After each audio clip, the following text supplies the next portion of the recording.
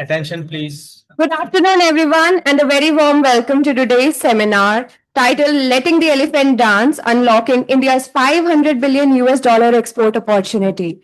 We are gathered here for an important discussion on India's export potential and the policy choices needed to strengthen and sustain it. We will begin with a presentation by Baran Pradhan, former research analyst at CSEP, alongside Dr. Sanjay Kathuria and Dr. T.G. Srinivasan, both senior visiting fellows at CSEP. This will be followed by a panel discussion featuring Dr. Arpita Mukherjee, professor at ICRIER, Dr. Prabir De, professor at RIS, who will be joining us shortly, and Dr. Pravakar Sahu, senior lead at Niti Aayog and professor at IEG. The session will be chaired and moderated by Dr. Rajesh Chadda, senior fellow at CSEP. With that, I now hand over to Dr. Chadda. Thank you very much. I hope I am audible. Good afternoon. We are here to be discussing a very important topic that, because we are already running late, I'll not take much time on it. Letting the elephant dance, unlocking India's US dollar 500 billion export opportunity. Gone through the paper to some extent and find it interesting. I think the order of the day is going to be a 20 minutes presentation by Baran Pradhan, Sanjay, and TG, whichever way you want to distribute it. And then at 4:30, we will start the panel discussion. I will go according to the list, Arpita, Prabir, and Prabhakar.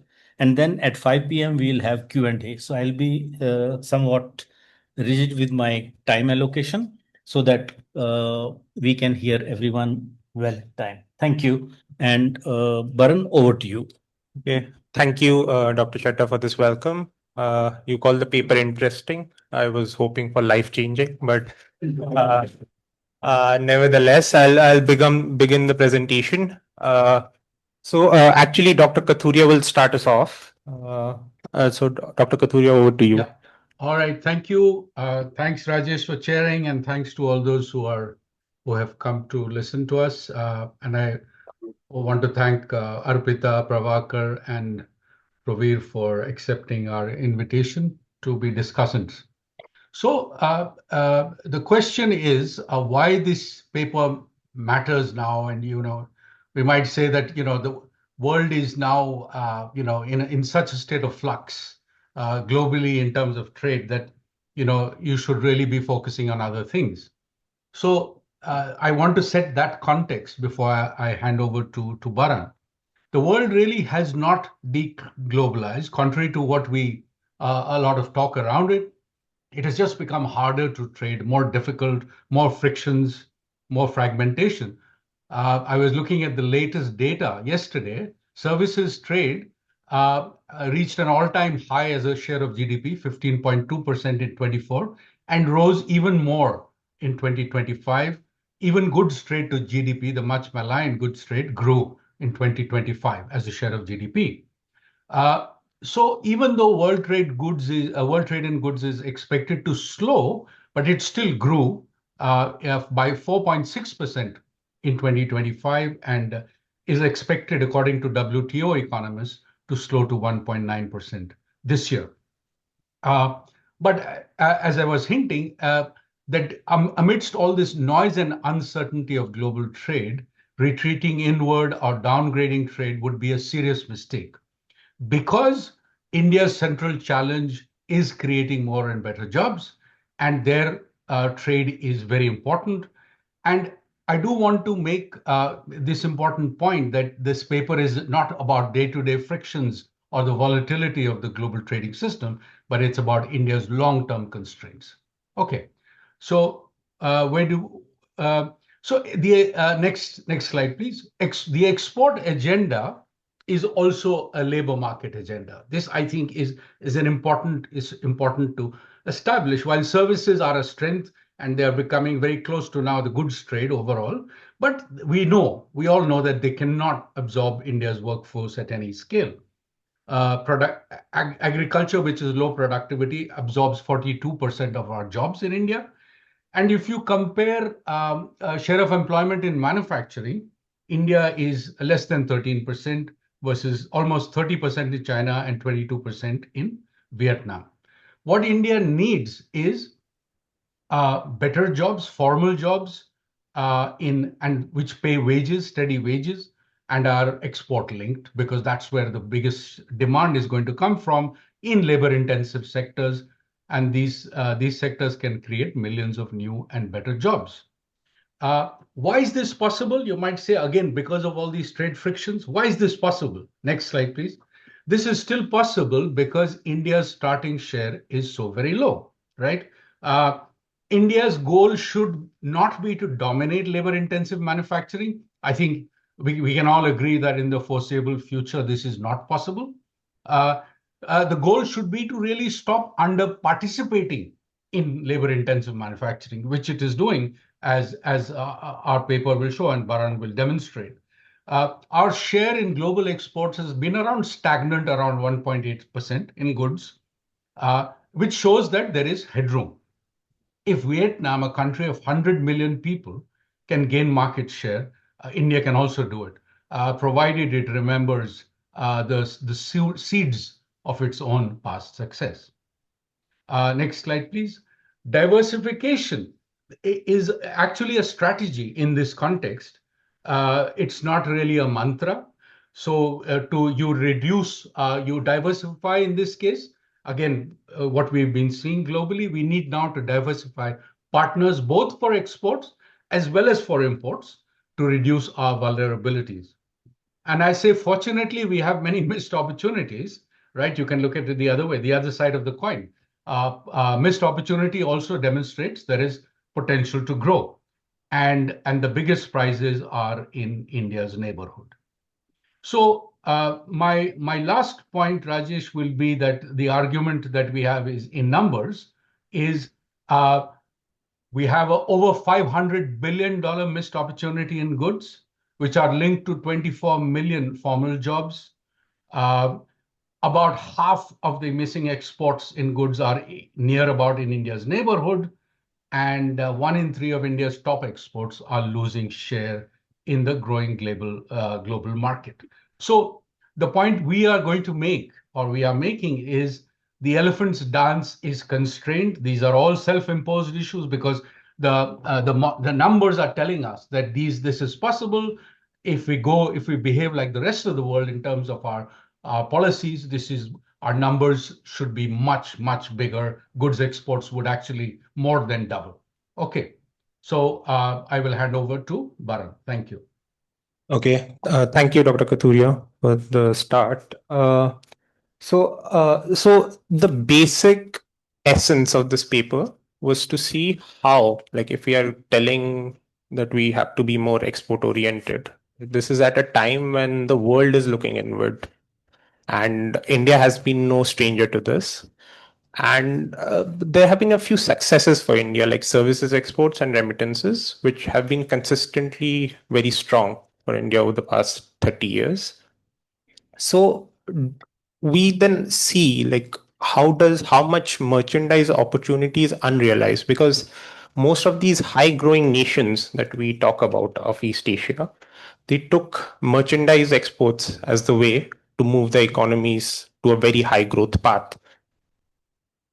So in this paper, we first try to find out how much export potential there is. We use a gravity model, the PPML gravity model, which is the pseudo Poisson maximum likelihood, which allows for having zero flows in our export flows.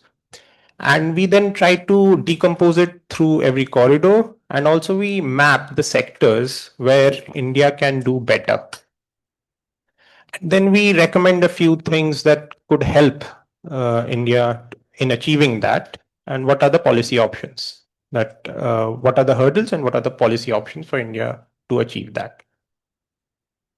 So just because the crowd here is filled with both, like, people who are experts as well as people who want to learn.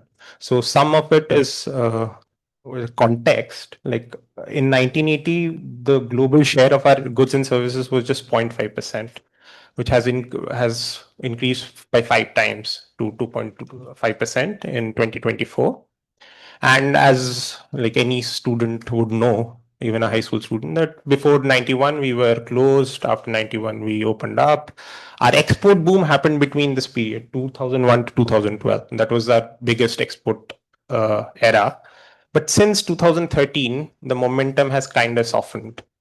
Like protectionist policies are coming back into the fore and they are getting more traction.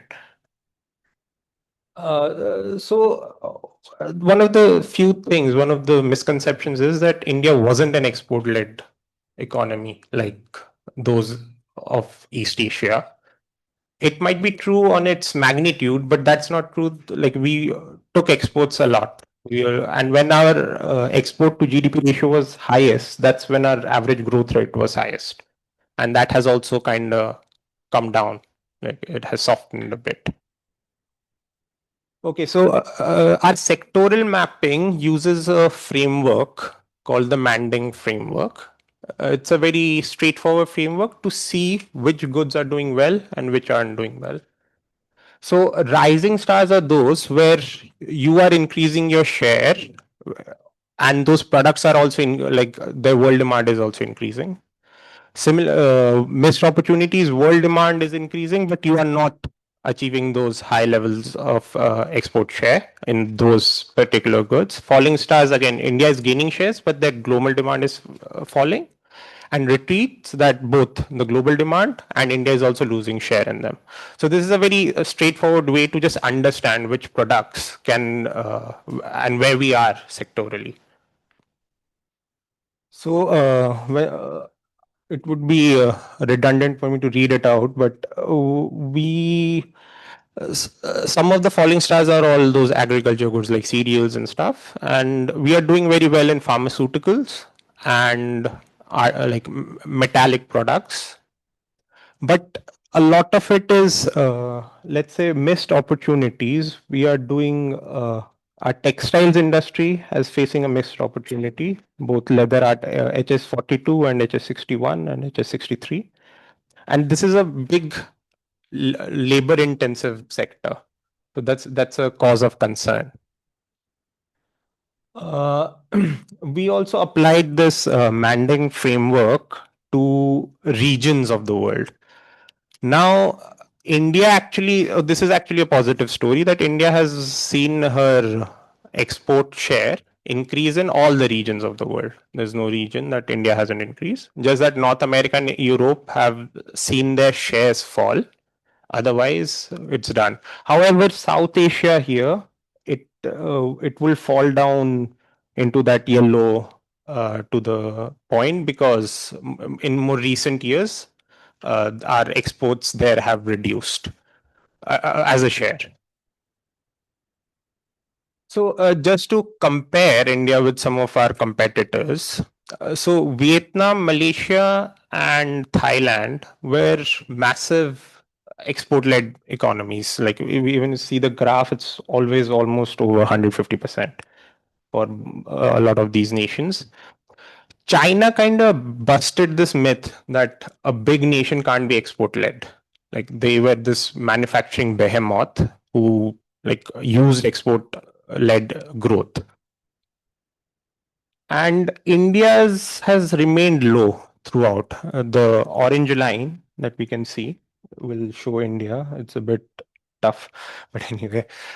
So that's something India where it stands now vis-a-vis its competitors. And just to have a more clear comparison between India and China, when India reached 773 billion worth of exports, we had a lower level of our exports as a percentage of our GDP. China used that engine much strongly. Like it was almost 33% when it was at the same level of export value. Similarly, when we reached the same level of GDP as China, China had 3.6 in 2007. Again, their export to GDP ratio was miles ahead of India.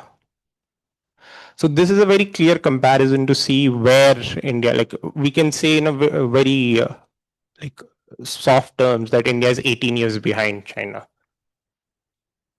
So some of the problems that have arisen regarding like why can't India be this export-led country. It's one is that our protectionist measures have increased. Now you would say, well, India is protecting. We all have access to export other markets, but that's not the case. The Lerner's theorem says that import tariffs can act like an export duty, and because your input costs are increasing, your export potential, your export competitiveness suffers. So that's one thing, one of the big challenges there are. Another protectionist measure that has seen a notable increase has been the rise of QCOs, uh, like massive increase. So this is the first problem that India faces. Like, and this is something that India can fix on its own. Like you can reduce your duties and stuff. The second problem is that India faces a persistently appreciated exchange rate, real exchange rate. Now, this might seem surprising right now, given how many news articles we are seeing about like the rupee falling and everything. But India's rupee has always generally seen has been more like we can see from the graph, it's very high, and East Asian nations always try to devalue their currencies. That has been a criticism of East Asian nations, but India can't do that. And we are not recommending that either. So our best export era, which was 2002 to 2012, saw a much lower RER versus our worst kind of era, 2013 to 24, saw massive RER. And the more current thing, which is since Donald Trump has become president of the United States, and there has been massive upheaval of trade relations all over the world, it has reduced, but again, nowhere near our best era. And this thing is happening because of two of our successes. One is consistent remittance flows, and two, very strong services exports. Again, you can't say, oh, let's stop services exports so that we can get our RER down. So that will be wrong. So these are this is another issue that India faces. And lastly is GVC integration. Again, this is not a perfect cause and effect. It is both. It's a problem of issue of getting in, because once you're not part of these GVCs, firms kind of consolidate with whatever there is. Like you getting into these become tougher after some time. So the same thing has happened with India. Our highest backward integration was 25% in 2012. And since that peak, we have come down to 17% by 2020, which is the latest data. And it's well below our competitors in East Asia. And India also is not joining any free trade agreements like RCEP or CPTPP, which consolidates these firm level linkages. Okay. So yeah, so which sectors saw their biggest loss market share is low complexity shares, low complexity products. So this is the product complexity index done by Harvard. And our labor intensive sectors are the ones which are being hurt, like textiles and all these apparel sectors, footwear, whatever. And our more complex sectors are actually doing well. Like if we see our heavy machinery and everything, but they don't create enough jobs for our huge burgeoning labor force. So to find the level of potential, we used the model. If any econometric people want to just look at it, it's good. I won't go too much into it. The findings showed that in 2022, our actual good exports was 437 billion, and our missing exports was 516 billion. Like our potential to export is double the like actual goods export. And there's another thing that we are also missing imports because of our protectionism. Imports which can help make us more export competitive are also missing. So around 300 billion of missing imports. And this level, which was found out in 2022, this potential export potential, we still haven't reached by 2025. Like we haven't reached this level yet. It's kind of reminds me of my school report cards. There was so much the teacher would say there is a lot of potential, but I'm here. So the biggest corridors of missed opportunity happens to be in India's current neighborhood, near neighborhood. And see, I'm not making any claims here. The model is an unbiased adjudicator. And our biggest like possible corridor is China with almost 175 billion worth of exports that we can do. Again, Pakistan, Bangladesh, again, huge. And this is the big ones because the rest are marginal, if anything. And they make almost half of our missing export potential of 516 billion. So for all the doom and gloom, there are some corridors which are better than the baseline in our model, like the Netherlands and UAE, which could serve as cases on on what to do to improve our what markets could be the actionable markets. And again, so this if TG, if you want to chime in on this, because TG did this on the how much export gap is translated into the massive jobs loss. Is he there? So, sorry, I'm trying to unmute myself. Okay, basically the employment implications of the missing export potential are done using the OECD's trade in value added database. And what we observe is that the direct and indirect employment generated by the export vector is available over the years. So using the past, we have calibrated that the elasticity is about 0.3. Using that, we have applied the potential export increase calculated by Byrne using his gravity model. Applying that, we derive the additional employment generation we have reported in the paper, about 24 million. Now, to see it in context, it's like 3 years of addition to youthful labor force in India. It's not a small number. So that is what I wanted to say. It's basically direct and indirect employment generated by the export vector of India as calculated by the OECD's trade in value added database. Over to you, Byrne. Okay. So, we then recommend a few policy proposals. One would be to publish a white paper and rationalize tariffs, reduce them, and reduce diversion and everything. Make QCOs should not be used to help protectionism. They should be a more safety objective. It should have a more safety objective.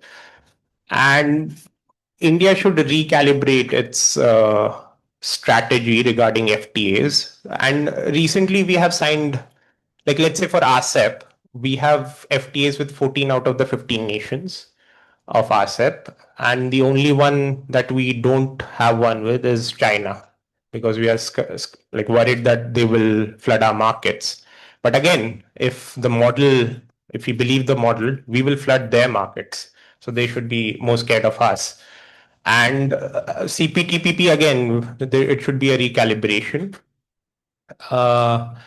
And there has to be an execution of a neighborhood pivot to understand, because we are losing out on huge export potential because of the other concerns we have with these nations. But there should be a thought process regarding what could be done. So yeah, I think it ends here. Thank you for listening, all of you.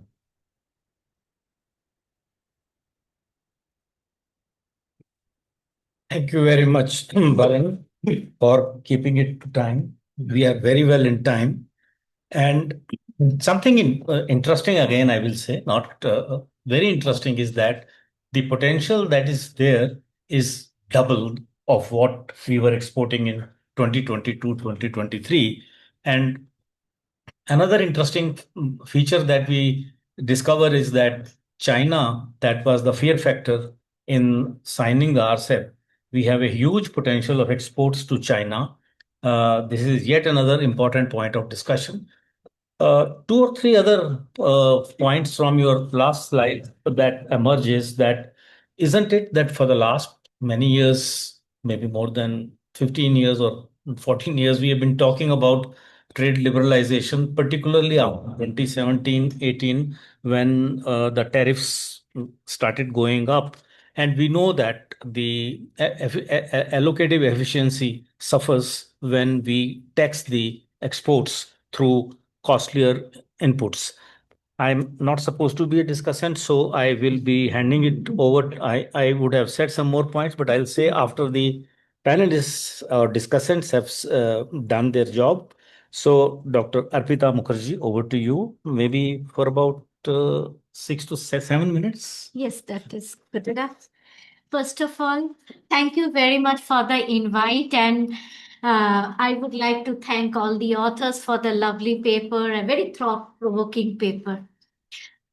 See, basically, we are at a time when every country, and now if Europe comes with Industrial Accelerator Act, every country is talking about make in the region, make in Europe, make in America, make in India. It all sounds familiar. And this paper comes around that time with a vision that probably that's not the ideal situation. You need to be a bigger player in the global value chain by diversifying your by rethinking whether you can export to China, what you can export to China, how you do that, what kind of barrier should be there, what should be removed. I completely agree. I read through the paper, and I don't think you made a presentation, but I do agree with your first point that we need to actually first have a vision plan and roadmap for export. No country exports everything everywhere, but they do create a roadmap. If you look at Taiwan, if you look at Philippines, they've created a roadmap. They've identified products they want to export, services they want to export. Although you say that services export is good, I would say it is on its own but not good. You are exporting only two items out of the immense number of items that you can really export. You are only exporting ITS business services. So if you are looking at all these opportunities, you have to really put in a map product by product. Now that is where the document is needed to see where is the opportunity and in which market. Now, when we were doing the RCEP and we were going around, doing 30, 40, 50 consultations with the industry kept on telling, don't open it up for China, I will die, it is cheap import power. The moment RCEP was signed, they said it was good. So we actually did a study of the RCEP, and if you do a study of the RCEP and look at any countries, opening up tariff with the bilaterally with China and within the RCEP, you will see they have given less in the RCEP, more in their bilateral agreement with China, and more in the bilateral agreement with China, and a better phasing out of tariff. Importance is your tariff phasing out period. If the tariff has been phased out in the bilateral FTA, they have again put the same phasing out with in RCEP. So whether RCEP delivered anything in tariff is questionable. Nobody has studied that actually. The second thing is where RCEP actually delivered and what China tried to do was to synergize the rule of origin. It smartly synergized the rule of origin to create the global value chains, because for rule of origin, tariff is not the only problem. You have to get your ROs sorted so that even if you, so that you can bring in stuff, and it is not like we were signing FTAs during those time and point blank putting down 40%, rule of origin. Nobody manufactures 40% value addition. If I bring in gems and jewelry and I do 40% value addition, how do I do that? I bring in the raw material. So we have to think those thought processes, that you have to go product by product, you have to look at the rules of origin. That is where probably East Asia was doing the job much better than us, than we did. Let me give you another example. Nobody gives the example of Korea. When Korea negotiated with India, we said we will not give you zinc, we will not give you steel because we want to be the big player. And Korea doesn't produce steel. But what Korea did it is set up a simple smelter, gave a zero duty to us. We gave them a phased out duty. They brought in the zinc, they brought in the steel, they manufactured their cars in India because we did not allow them to come in, and now they're a big player. Now we are screaming the players down while they are global player in zinc export. Now see how they are controlling the critical mineral supply chain, which we probably have missed, thinking when we were in that regime, that we missed about the critical mineral supply chain and the controls that they were exerting. China's going to Australia, China's going to these places were a lot related to its critical mineral supply chain. So was its BRI.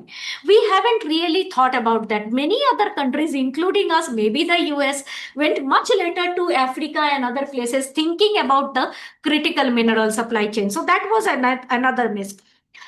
The third miss was while we copied and pasted these zones from China, we kind of made them a liberal place that anybody can set up a zone anywhere, do anything, and neither SEZ, unsuccess of SEZ, and continuous playing with it till date has been one of the biggest problem probably in India's goods trade policy. We have never used it as a system to have a integrated growth.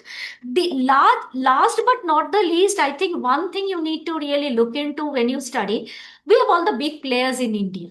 Big companies are coming to India. We are having a missing middle. And these are the middle is which Vietnam and other countries are attracting. Now, how do I actually attract these mid-sized firms from every part of the world? I'm not talking about any region, which accounts for 85% of the global trade.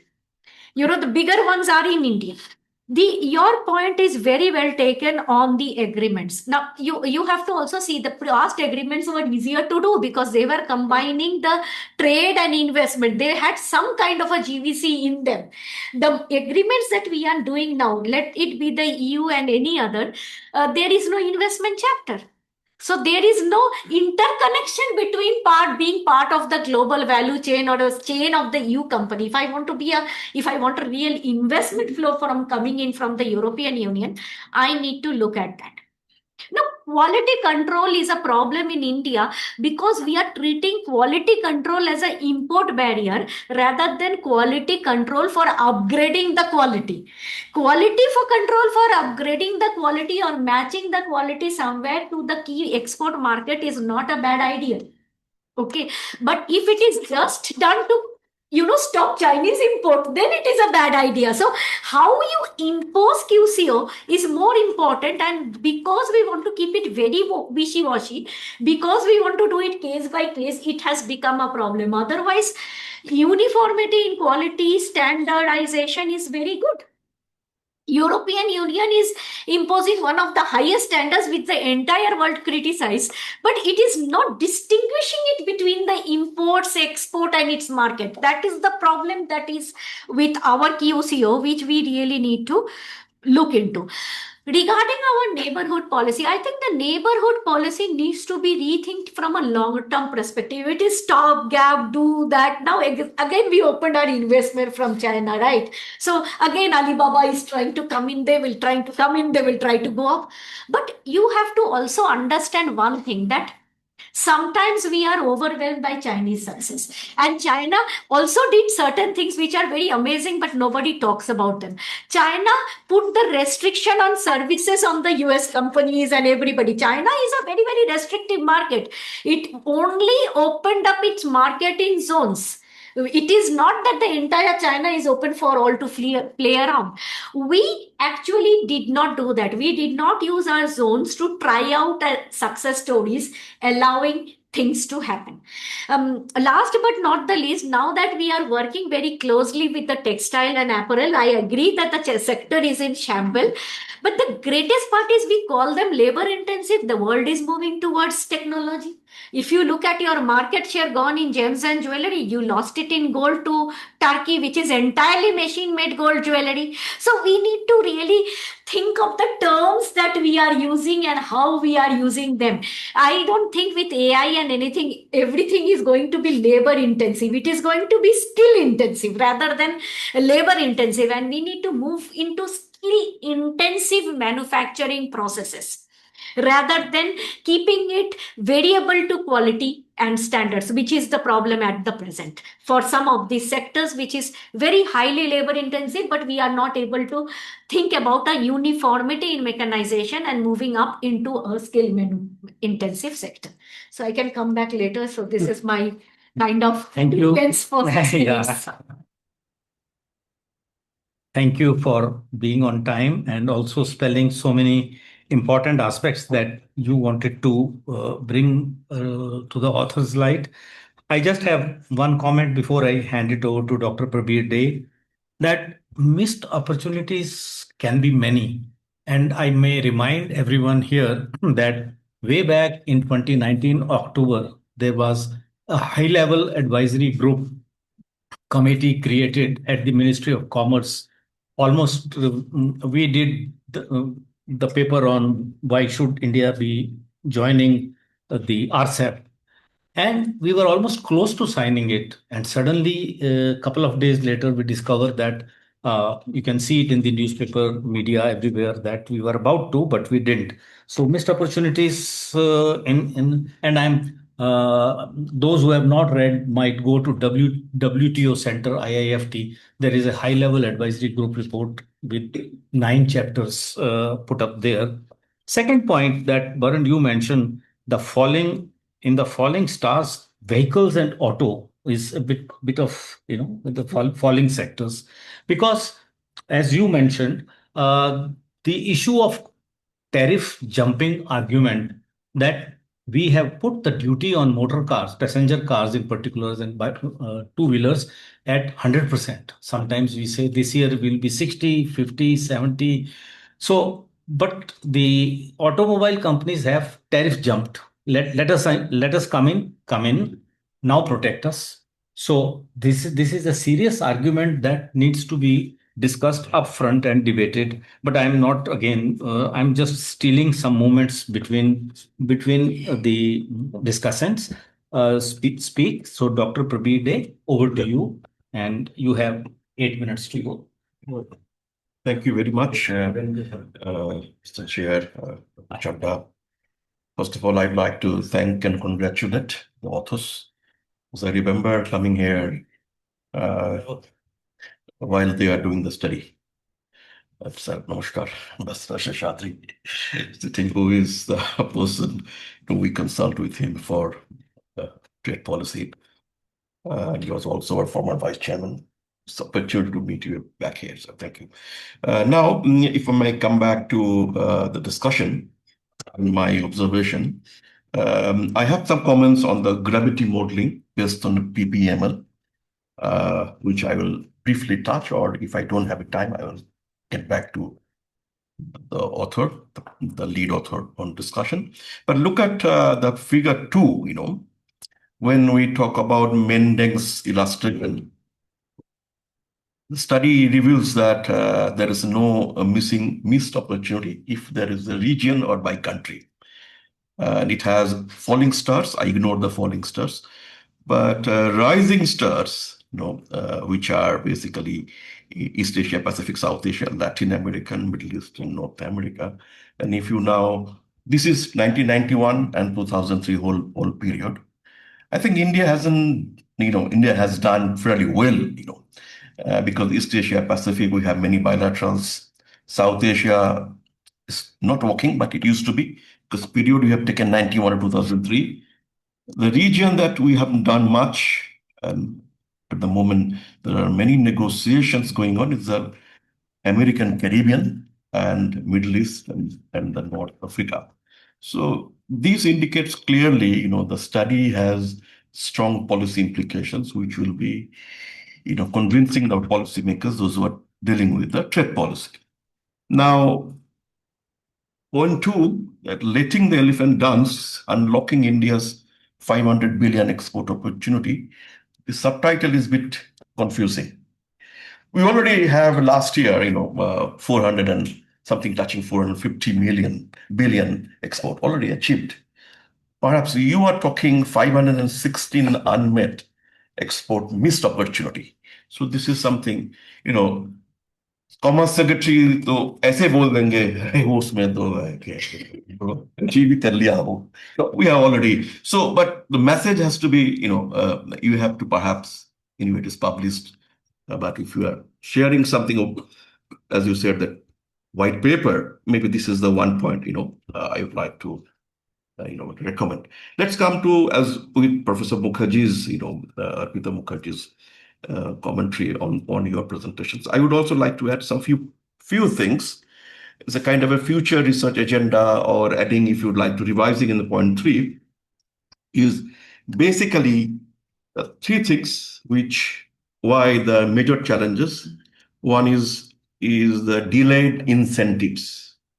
You haven't taken any in the gravity model, any dummy variable or any sort of variable in that way to represent incentives and all.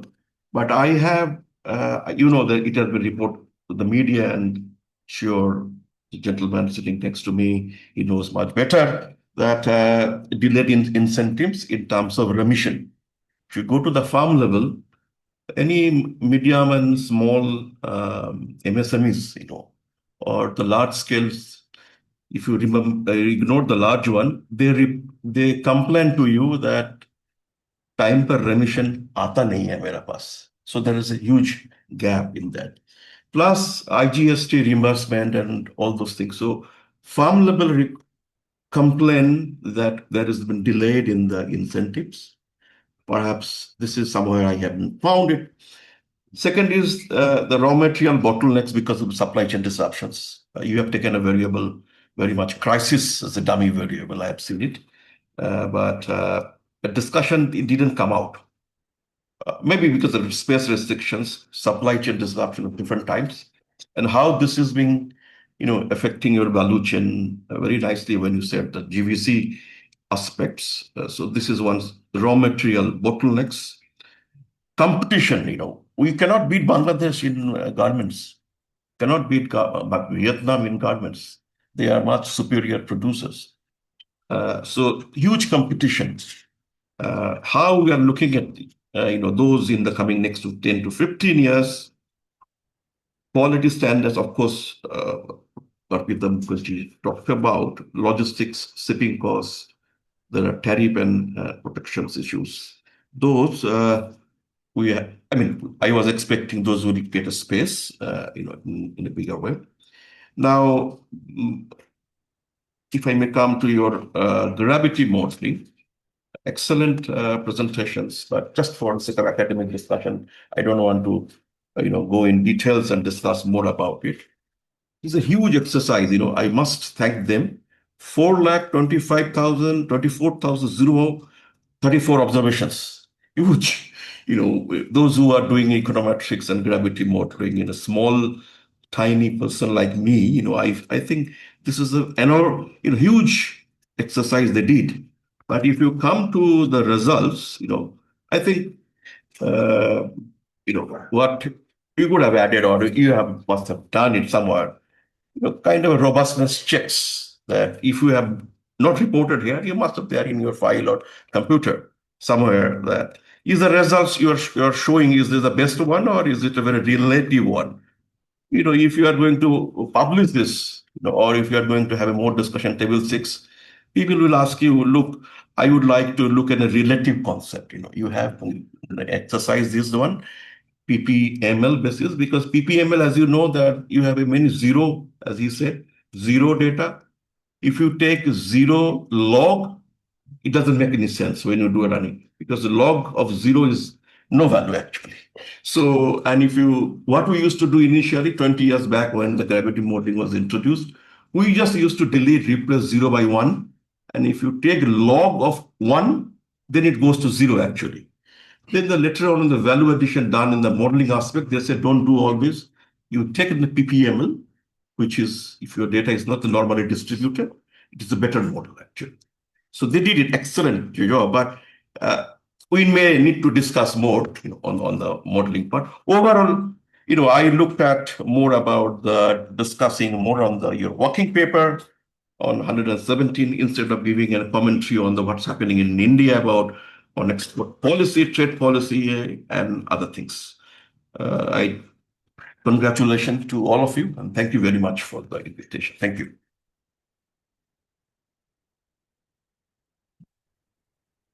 You, Dr. Day.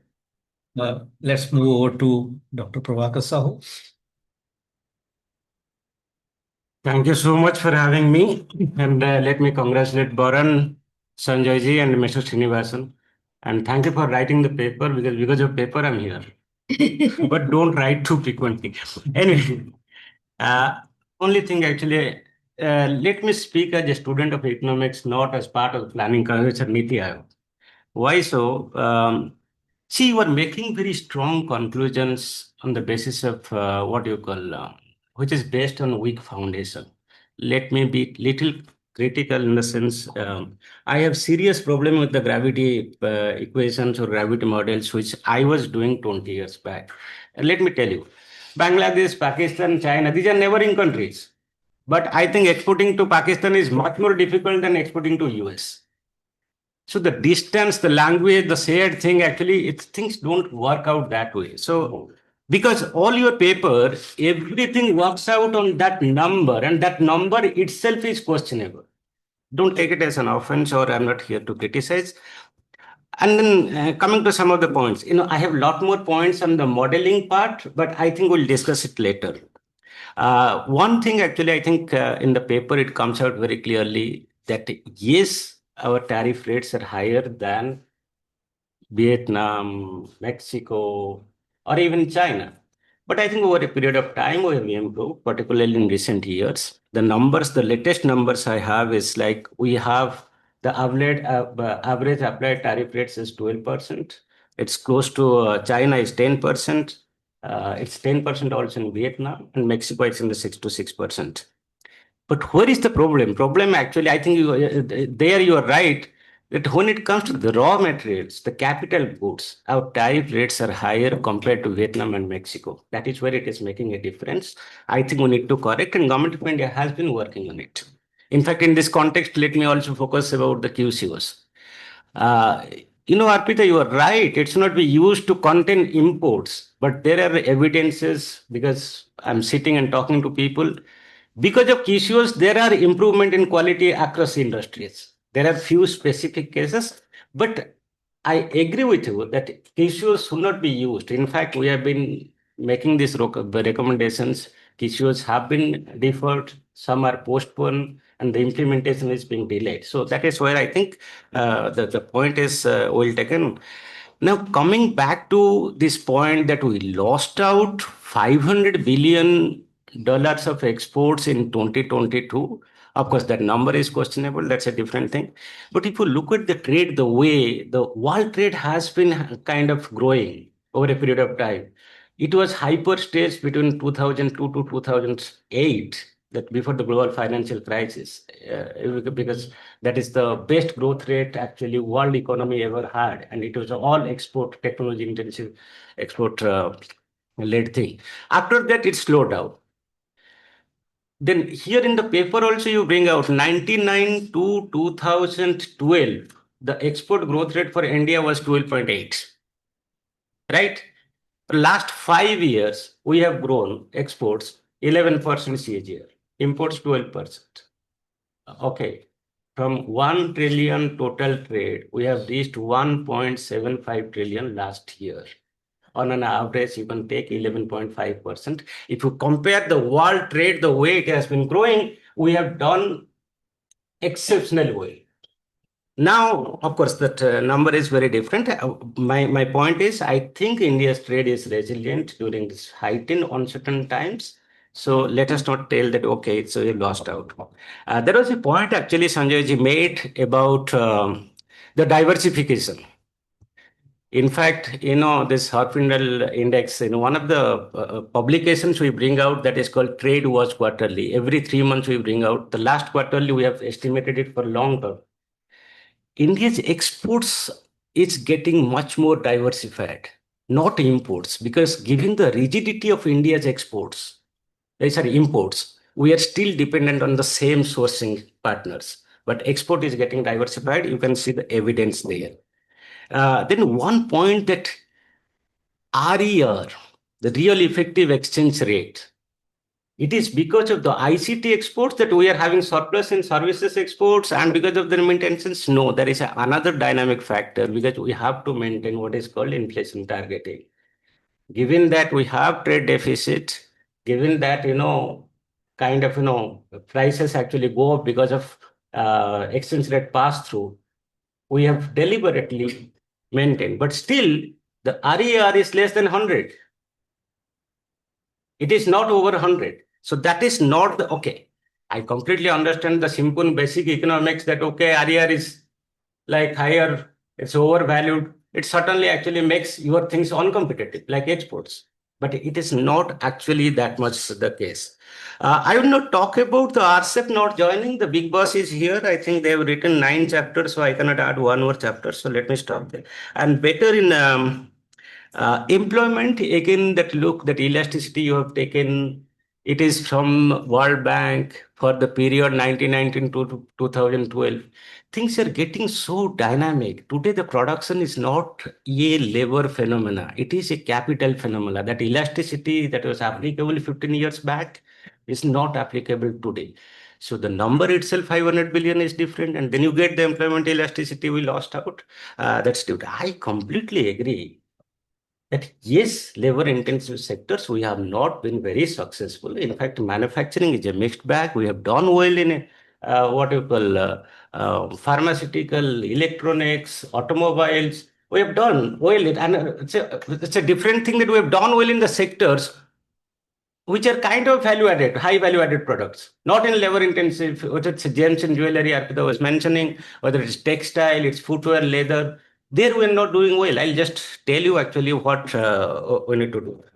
Now, I think I'll not get into the China story. I think we are kind of dreaming that, if we do this, that we'll get into China. The maximum number of non-tariff measures which are not visible, they are there in China. It's very, very difficult. But I'll tell you a bigger story. I don't know whether any of you goes through this Trade Watch quarterly. It's not very important that how much we lost that we got from the model. No, it is not.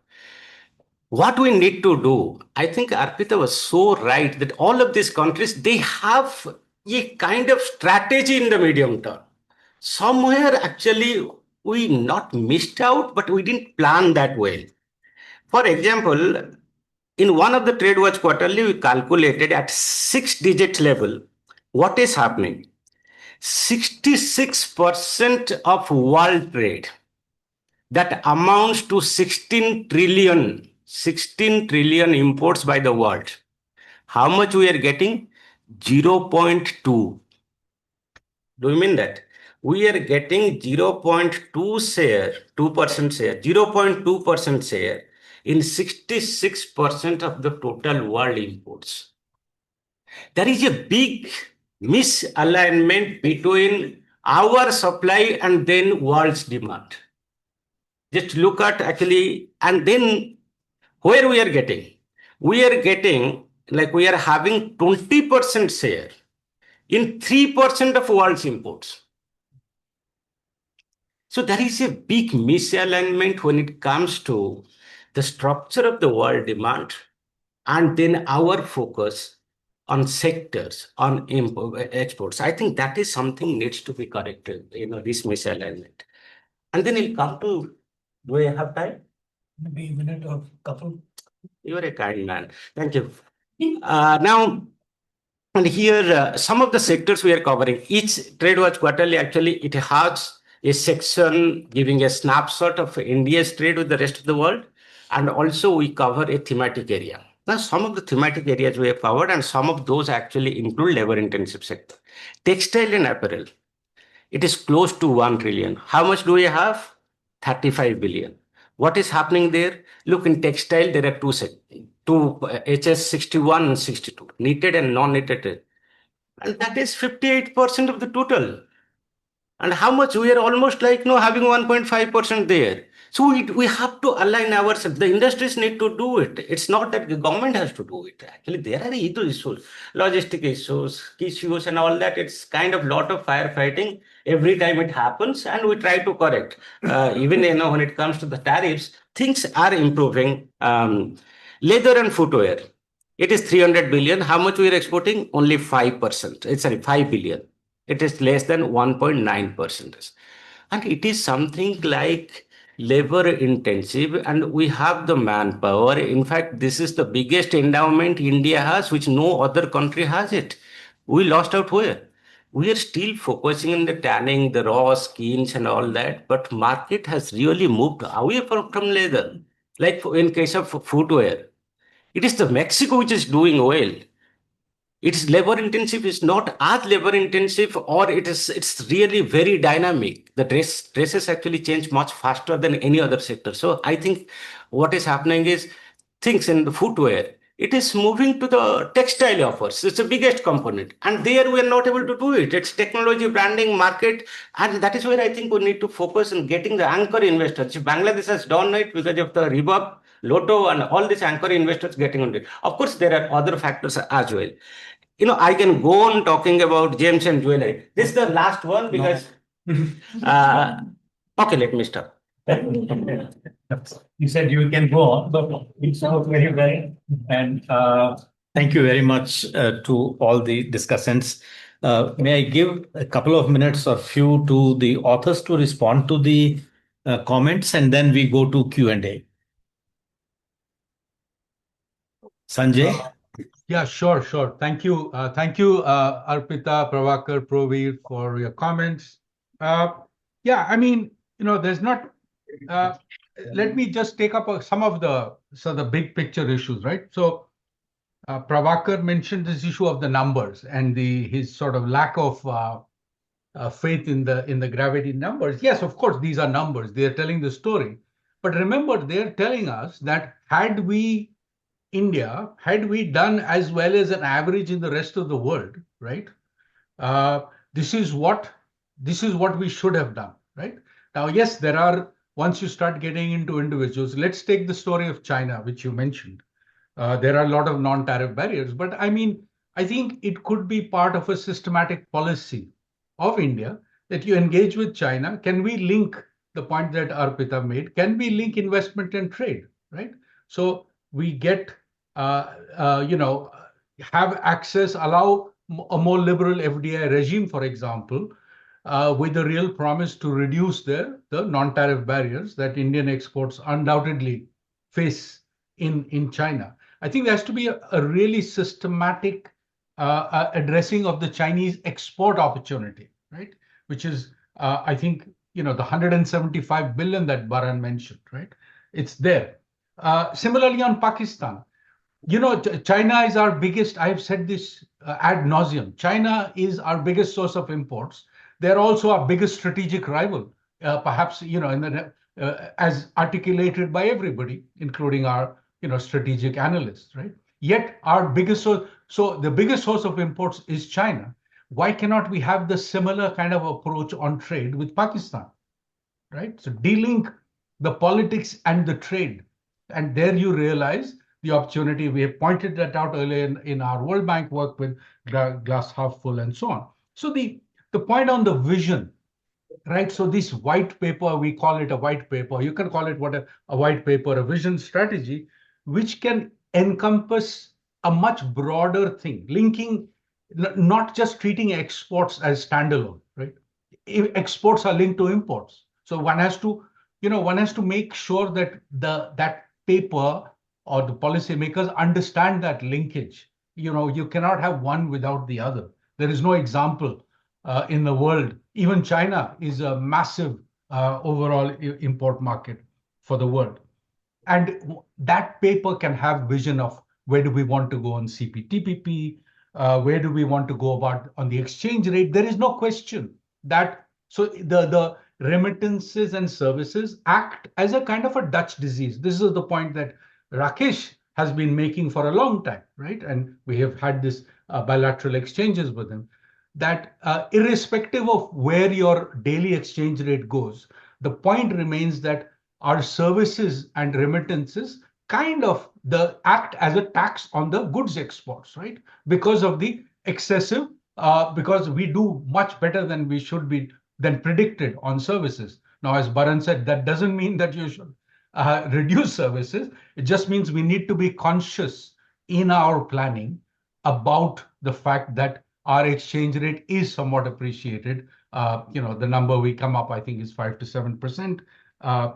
Compared to had we had a more normal level of exchange rates. I will make one more point, which is about what Arpita talked about, labor intensity, right? And I think Prabhakar also had some hints about that. I think that, look, we've been talking about automation for a very long time. It's not just AI. We've been talking about automation for example, in the garment sector for last 10 to 20 years. But look where Bangladesh is today, right? Bangladesh, labor intensive garments. It is a world beater. Nobody produced, as Prabir said, nobody can produce garments like Bangladesh does, as cheap as Bangladesh does, right? So there is a massive, still labor intensive opportunity. Yes, there are segments of that value chain that you can carve out and say, okay, this part in the interests of quality can be automated. But by and large, where the massive gains are for labor intensive employment, those remain. Those don't go away. You cannot do that very fine polishing of the diamond, right? That you can cut it, but you cannot do the. So there is a very huge opportunity remaining in labor intensive, and where most of our shortfall in our goods exports lies in that space, labor intensive manufacturing. Thanks. I don't know if Varun or TG have any additional things, but Dr. TG, any comments? I would like to simply state that this is a paper which is now finished. As technical people, we'd like to nitpick endlessly on various aspects of it. I would like to suggest that we all have valid points of view on what is the ground truth. I think the major points of the paper that India has plenty of potential still left to export is to be taken seriously. You may disagree whether it's 500 billion or 400 billion, but it's a point that we have to take it seriously. And that's the point that the paper makes. And then say it's very important for employment generation point of view. That's also, there is no controversy about it. So it suggests which products and which areas we can be focusing on. Therefore, on the whole, I think I don't want to disagree with any of you, but these are all just points of view that we have as technical experts, but the large conclusions of the paper stand. So I would like to rest my arguments at that. Thank you very much. Thank you. Varun, any? I'll just address two things which were very prominent. One was that India is doing, like, the number was questioned, the 516 billion. And I don't have any personal investment in the number, but the point is the model is an unbiased adjudicator. It's not that I made India look bad. It was what the numbers said, what the numbers spit out. And we, like, when we compare ourselves to these East Asian nations, we will say, oh, these are small nations, they were exporting, they had to be export led, they don't have enough domestic demand. China actually did it. And I'm no fan of China either. So the point is that China, with someone made this comment that we can't compete with Bangladesh or Vietnam in garments, for example. That was the case for China with many of their exports, vis-a-vis South Korea, vis-a-vis many other smaller East Asian nations. They blew them out of the water. So the historical evidence is there for us to see. And even like China, we can always learn from.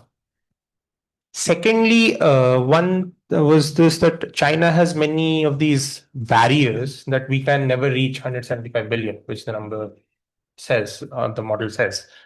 Now, again, I don't think it could be the model is not the perfect number that I'll give. It could be even more than that. No one is stopping you from that. The point that has been made is that when we were withdrawing for CSEP, the main bone of contention was China. We said they will flood our markets. 40 years ago in 1980, when China opened up, this same worry was with China that US products will flood their markets. But what happened? China actually took over the US market rather because of the smaller, cheaper labor. So that's the thing. There is this. I'll end with this phrase. This is the Odia ATM. Choro ko mano kari khapra rakha, which is like you are scared of the thief, so you will eat with broken utensils. That's not what we should do. We should be more assertive, more strong, and that's what the paper is saying. There's no India should not be worried at all. Thank you. Thanks to the authors for commenting on commentators' comments. And it turned out to be a very interesting, rich discussion. I think I'll now open it up for Q&A questions from the audience. So I see one hand there. Please identify yourselves, your name, so that.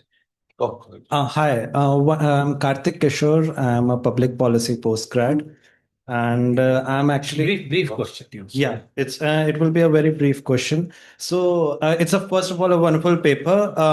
One comment the author just now made by comparing China's 1980s situation. It's like comparing apples and oranges. I'll be very honest. Please, just a humble suggestion: read a very recent Apple in China book by Patrick Maggie, and you'll understand how China basically stopped every investment that was coming in, and it was arm twisting them into investing their own areas. It's not same as a democratic country. It's a socialist market economy. So one that. Second, I just want the authors to take two parameters into account. First, the top 10 countries that comprises of the country share in incremental world imports of manufactured goods and the country share in incremental world demand, which is basically exports and MBA, and you get that. Yeah. Thank you. In the top 10, I'm finishing the sentence. I want to make this point with respect to the ASEP. In the top 10, you won't find even one country from the Southeast, except in the demand, you'll get Singapore. So where exactly is India gaining from RCEP? Thank you. Thank you. Three questions I'll take. So Ganesh, your hand, and then yourself. Hello. Yeah, my name is Ganesh. I'm at CSEP as an associate fellow. Firstly, thanks for the life-changing presentation. I have a quick couple of questions. Firstly, regarding India's unrealized potential for exports, what does it actually mean realistically if India has 500 billion to export? Which countries are importing this $500 billion of India's exports, and does that mean other countries will have to reduce their exports? How does that work? Second, Netherlands and the UAE, I think you mentioned. I just want to check. I think they're more trading hubs rather than actual destinations for our exports. And third, this is just a general economics question, perhaps. I'm not an expert on this, but wanted your thoughts. Would you say to some extent that the services sector in India is causing something like a Dutch disease for the manufacturing sector? Thank you. One more question. Rachel. Thank you. Do we have online questions? No. Okay. Thank you very much to the authors for this very comprehensive study. I would only make one suggestion. Since you are, in your recommendations, projecting China as a big export opportunity, it may be a good idea to follow up this study with a study on that in particular. And I would suggest that you also visit China, meet our industries there, and see what is the reality. I'm saying this because on behalf of CII, I did a study before we joined RCEP. The title of the study was, "What should be India's strategy considering China's already overwhelming presence in the Indian market?" And we looked at the figures. In so many different tariff lines, the Chinese share of India's imports were very, very significant. And therefore, we had suggested in our recommendation, this was a study submitted in 2017-18 to the Commerce Ministry by CII, that we should seek certain protection vis-a-vis tariff concessions that we give to China. I am not privy to what really happened in the negotiations, because what we heard therefrom was our Prime Minister saying that we had put forward some proposals, they were not accepted. Therefore, we left RCEP. I also understand that we had some negotiation with China itself because the other RCEP members left the matter to between India and China. So you can see that dynamic. And therefore, there were perhaps very good reasons. And in retrospect, I also feel that it was a good decision we did not join RCEP, considering what it would have happened if we had allowed, because there were some requirements in RCEP. While each country could have a negotiated tariff schedule vis-a-vis the other countries, but there were certain minimum thresholds in terms of what you would do on the day it enters into force, and so on and so forth. Even that was very high. And RCEP's focus was just market access on goods, nothing else. So this is something which is suited to more export-oriented economies, not to a country like India, which had certain other interests like services, etc., where they were not forthcoming. So all these things have to be understood rather than, us repeatedly saying we should have joined RCEP, we missed the bus. I think this is a very important perspective. And secondly, when I went... brief. I think it is important in terms of non-tariff barriers. So as part of the study, we had visited China. We also had a meeting in Shanghai with a lot of Indian companies. And the simple point was this: if you have a primary product, if you have an intermediate product, you can sell in China. If you have a finished product, forget about it. The first thing they will ask you is send a prototype, and you will not hear any more of it because they will use the prototype to manufacture it themselves. And so if you can even see today, ASEAN country vis-a-vis China, if you see their trade relationship, China's exports to ASEAN goes up, ASEAN's exports to US goes up, but ASEAN's export to China does not go up. So that is the kind of market China is. Right. So we have please be careful in dealing with this. No, thank you. I think there has been a lot of discussion very recently on RCEP and CPTPP. So the opinion is divided. So I am handing it over to the authors to comment on these three questions. I'll take another round. Yeah. So two questions. You and Ganesh were had some level of overlappingness. So I'll answer that. The thing was, what do we gain from joining RCEP? And you said like, where do we export as our market access? Like, where do we get that? So one of the arguments I have for RCEP, and like, sir, you also mentioned those with some level of disagreement, that you get market access for your goods. But the first few years, maybe Chinese goods come into India more than we send them. The argument you made was that ASEAN countries are not exporting to China, and because of their non-tariff barriers. I would suggest that they actually they're more competitive on those goods. That's what I believe. I might be wrong, but that's what I think, because like the structure of China, the way it happened, it was incredible. Secondly, RCEP, what we gain from RCEP is the next biggest middle class that is coming in the world is coming in this ASEAN region, this RCEP region, the biggest middle class, bigger than US, which was the US middle class, which was the cause of growth among East Asian economies. Like East Asian economies will export to US middle class will consume it. That was the way they grew. That thing is now shifting eastwards.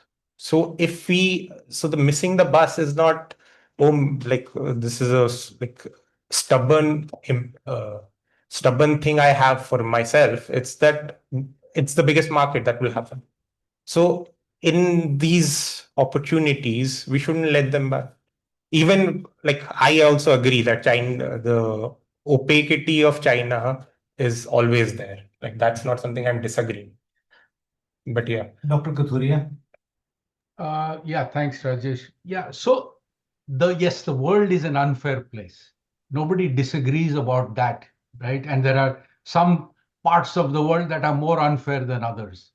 But we have to, that's what's given, right? So we have to make the best of it from our own perspective. How do we capitalize on the opportunities out there, right? So China, yes, everybody knows, and these facts are true about the sort of the China exports, and it's lots of restrictions, fine. But at the same time, it is the second largest market in the world, right? So how do we use it? How can we get access? I think that is the excuse me, that's the point that we are trying to make here. And it is about re-looking at the underlying issues in RCEP, right? So what are the gains? Ganesh asked this point. What do we gain, right? So, okay, I think the gain is a longer term one. It is not merely market access, because market access already you have free trade agreements with ASEAN and so on. It is much more on what Arpita talked about. It is the harmonization of the rules of origin, one, right? So you create a 15, 16 countries supply chain with a one set of rules. And the second thing very much linked to that is FDI, right? The fact that FDI and trade are linked, you create incentives for longer term FDI coming into our country. That is, we all know that's the long-term way to growth and diversification of the exporting sector. So that, I think that is where I would put the most of the emphasis, right? Yes, services do create, as I just said, they do create a kind of a Dutch disease. And the point is, you can't do, you're not going to say reduce services, right? Services are a big engine of our trade growth and a source of foreign exchange. Point is, understand and appreciate that there is a hurdle, an additional hurdle for the manufacturing sector to cross because of the exchange rate result of that doing exceptionally well in services.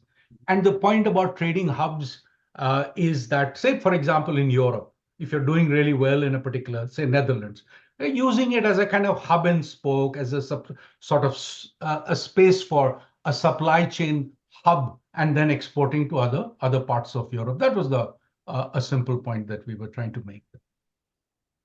Dr. TG, any comment if you want to? Otherwise, I'll have another round of questions? You can continue. I don't have much.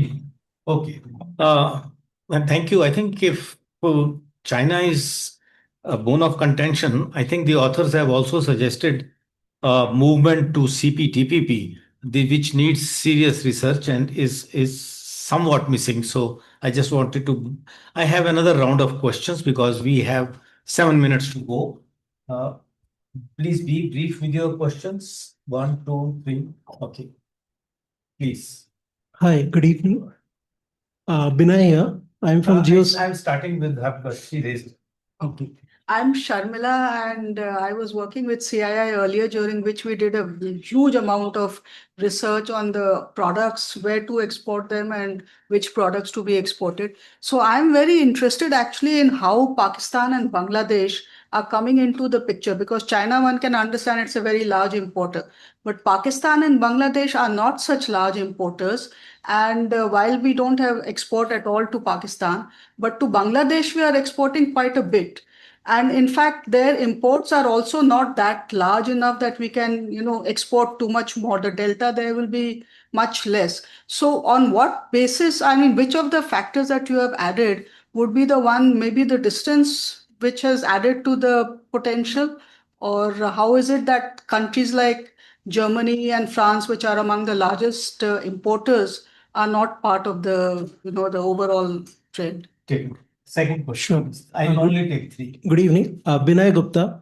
I run Geosynthesis. We are a geoeconomics advisory. My question for the authors is there any correlation or takeaway from Apple's success in using India as a manufacturing exports hub with PLI that government rolled out 6-7 years ago? And what are the implications, if at all, for India's broader export strategy? Thank you. Thank you for being brief. And last question, please. Yeah, you raised Yeah. There's one question particularly that is again related to the broader discussions on the apparel sector.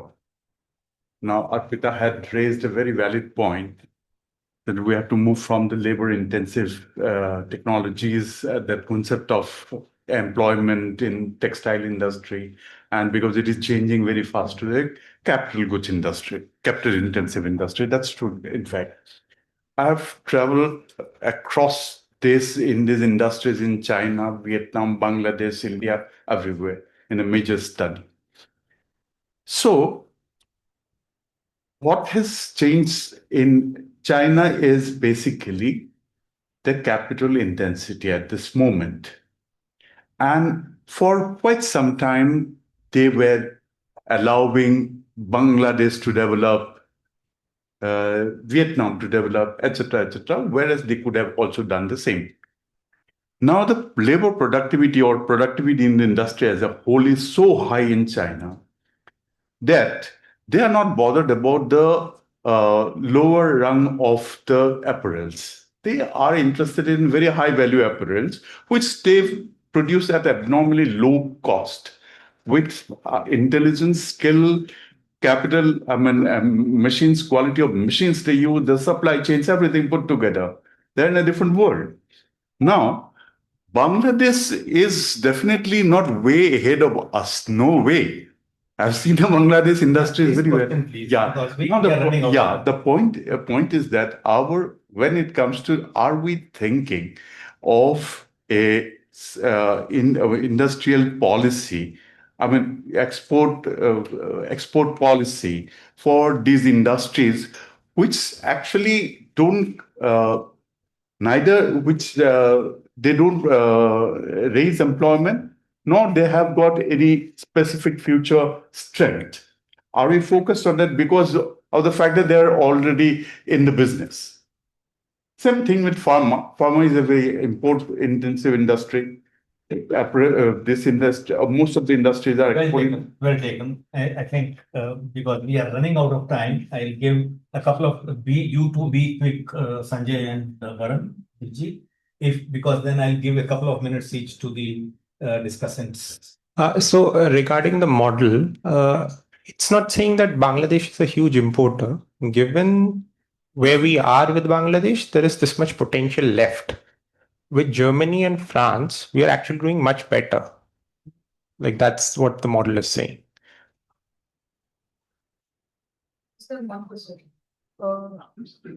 With Germany, I think with the EU. Maybe over a cup of tea. Okay, maybe. Cross questioning over a cup of tea. Okay, sure. Sanjay, any comments? Yeah. So the point here is also, it's not just that, after all, the gravity model is also predicting the change in Pakistan and Bangladesh, for example, right? So they're also under trading. Their imports are much lower than their potential, right? Compared, again, they are, very poorly performing overall in terms of trade, especially Pakistan. So had they performed to potential, their imports would be much higher, right? And therefore that the market would be much bigger. That is the implication. I think that's where Sharmila's sort of conundrum is arising from. The PLI question, I think if you look at what's happened today, right? Everybody cites this one story example of Apple and electronic sector, right? What happened to all the other sectors? I believe there were 13 sectors or 14 sectors, right? Nobody talks about them. So I think the numbers, the story speaks for itself, right? I think it can obviously we can do an ex post analysis, but I'm not sure there is too much more to be drawn from that. Yeah, thanks. Thank you. PG, any last point? I think I just want to add to what Sanjay said, that the trade between India and Pakistan is also, I want to remind people that it takes through Dubai. And also India is directly exporting to Pakistan, contrary to what you may believe, more than $1 billion. So trade is taking place despite whatever barriers governments put to each other. Trade does take place between countries. And also remember that in Bangladesh, there are plenty of Indian investments in the textile industry also. That's all I would like to say. Please carry on. Conclude. Thanks, PG. In the reverse order, a couple of comments from Dr. Sahu. Very briefly, because we have run out of time, and it's I started 10 minutes late. I think it's fine. So 7 minutes late. Couple of minutes only. Yeah, a couple of minutes. I agree with the authors that almost everybody. It's true that we should have done much better, or we can do much better, including the markets like China. But let's not have very naive understanding about China. You see how China came up, it's like a 10 standard economics book that, okay, 30 years back they were there and now where are they? It's not that easy. See, before accession to WTO, the kind of input subsidy, double pricing, everything they did, and the undervaluation of exchange rate 20 to 25%, the kind of implications they could do it, which we cannot do it, being part of the whole system and having the economy we have. I think let's be very clear. I think the point you made, the kind of non-tariff barriers. Yes, one point we agree that it is the second largest economy or importer with $2.4 trillion market, right? We can have much more. Nobody is denying that. But look at the what you call import of intermediate and input products. Do we have those? But if we really try and go, we are trying, but actually it's not like very easy. Now the point about, and let me not talk about China. I'll stop. Well, I would have stopped it. Over to you. Yeah, thank you. The only my observation is second round that let there be a second edition for the study, and it's a good attempt, a naive attempt, and with a better model, and we look forward to see and we look forward to read it. Thank you. Greatly appreciate it. See, the one area of study is that we always see India should join CPTA. Are we invited to join CPTA? What is the situation? We have to do first a situation analysis, then we think about joining the CPTA. Second is that we need to be our overall thought process about CPTA. CPTPP, sorry, CPTPP, that we need to really think about whether we should, but we have to be invited. Are we in the group? whether we will be invited to do even that. India needs to change its image, and we need to really work to change our image, that we block every big agreement at every time, like, in the multilateral to whatever. So that kind of a thing should be there, that we are preparing ourselves to join something which is mega, big, plurilateral or multilateral, where there will be a give and take, and we should be able to have that package ready. The second thing that I have in my mind, and when I'm hearing all of it, this China thing is very unread and very interesting. I hope that you can take a sequel down to see that which are the products where we miss the export potential in China. And that would be amazing, actually. I think just two comments. Maybe a good study on revealed comparative advantage at multiple digit level that I once did. And I was, by the way, part of India-China FTA when it was being discussed. It never came to light, whatever the discussion was. So gone is gone. CPTPP point is important, Arpita, for the reason that you spoke yourself, that at least let us study what is there for us to do the basic research on. And as I said, CPTPP also takes the China factor out, and US factor out. So CPTPP is a wonderful wonderful way of thinking, at least, even if we have not done that. Since we started 6 minutes late, we are completing 6 minutes late with Lavish's permission, which I have given to myself. Rajesh, can I do 30 seconds? Yeah, definitely. I would have given you the chance, but I just wanted to say that it has been a wonderful discussion, and I am reliving my trade second life once again. So thank you very much to all, and I want to I missed thanking Kulkirat for introducing. I want to thank the panelists, discussants. I want to thank the authors for bringing kind of fresh way of looking at. I don't go by the numbers 516 or 518, but what the paper says, that there is a huge missing scope. And we all know that where are we standing for the last 15 years at the share of manufacturing in GDP, at what we are exporting, and why other countries are. I have many things to say. I'll stop here and give the last chance to Sanjay, my dear friend. Thank you so much, Rajesh, for that. Actually, wonderfully putting that in perspective.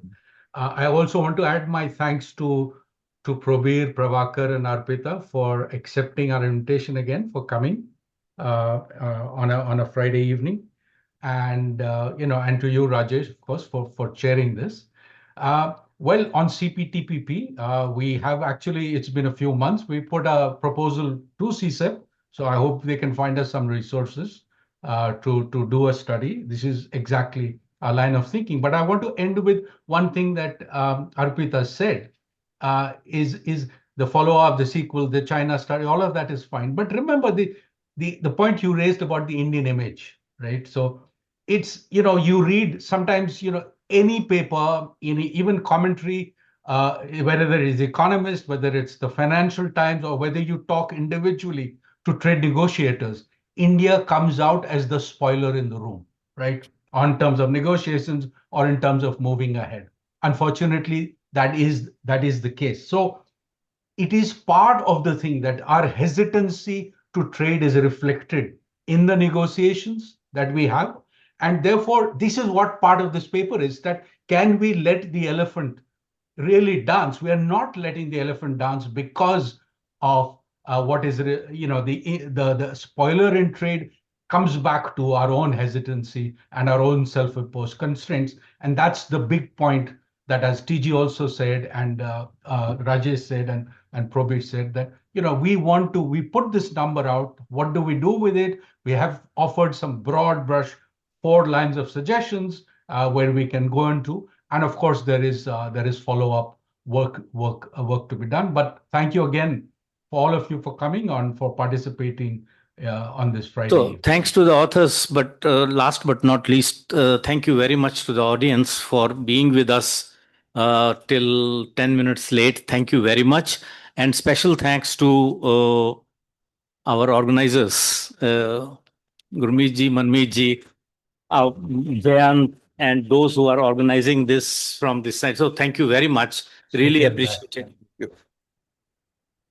I hope I have not missed anybody, but No, right. Thank you.